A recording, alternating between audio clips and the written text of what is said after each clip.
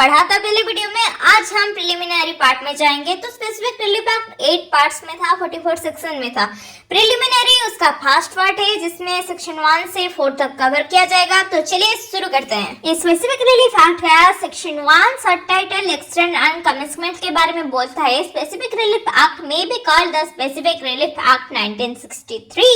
It extends to the whole of India and the commencement date is 1st March 1964। ये सब याद रखना, ये प्रीलिम में आ सकते हैं। तो अगर आपके पास बैरक नहीं है भाई, जल्दी जाओ बैरक लेके आओ, क्योंकि बैरक के बिना ये सब पढ़ना आपके दिमाग में बहुत मेल डालेगा, सब कुछ क्लियर नहीं होगा। तो पहले बैरक को पकड़ लो, नहीं तो ये देख देख के पढ़ लो, लेकिन अगले वीडियो से बैरक लाके आना, ओके। तो चलो, हर एक्ट की तरह इस एक्ट में भी सेक्शन 2 डेफिनेशन क्लाउज है। सेक्शन 2 में सारे डेफिनेशन दिया गया है। मतलब सेक्शन 2 सब क्लास ए में obligation application include every duty enforceable by law, और सेक्शन 2 सब क्लास बी में दिया है सेटलमेंट का मतलब क्या है। Settlement means an instrument whereby the destination or devolution of successive interest in movable or immovable property is disposed of or is agreed to be disposed of। ये मतलब जो will और codicil जो सक्सेशन एक्ट में define हुआ है ना, उसी तरह ही है।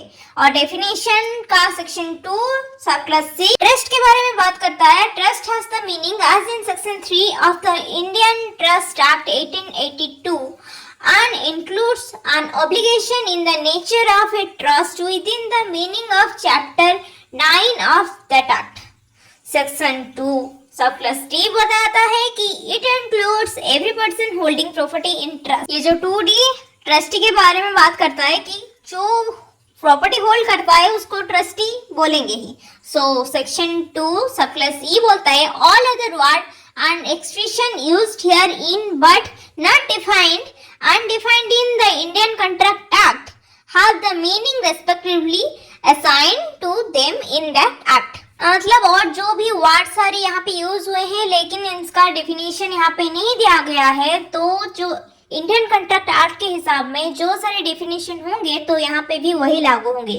तो let's get into section 3 which is talk about savings except as otherwise provided here in nothing in this act shall be deemed to deprive any person of any right to relief other than specific performance which he may under any contract। So section 3 का सब class B ये कहता है to affect the operation of the Indian Registration Act 1908 on the document। मतलब इस act के खिलाफ अगर और कुछ रिलीफ है, to deprive any person of any right to relief other than specific performance which he may have under any contract, okay। और ये जो affect of operation Indian registration act में दिया गया है वो ऑन डॉक्यूमेंट ही होगा। Let's jump into section 4 of the act. Section 4 tells about specific relief to be granted only for enforcing individual civil rights and not for enforcing penal law. Specific relief can be granted only for the purpose of enforcing individual civil rights and not for the mere purpose of enforcing a penal law। penal law को enforce करने के लिए specific relief apply नहीं होगा, सिर्फ होगा civil right के लिए। It says that the specific relief can granted only for the purpose of enforcing individual civil rights and not for the mere purpose of enforcing a penal law। Here the word mere indicates that the enforcement of a penal law, that is criminal law, must not be the sole object of Specific Relief Act 1963। So the real object of specific relief is the protection of civil right of an individual or prevention of civil wrong to him and not for enforcing penal law।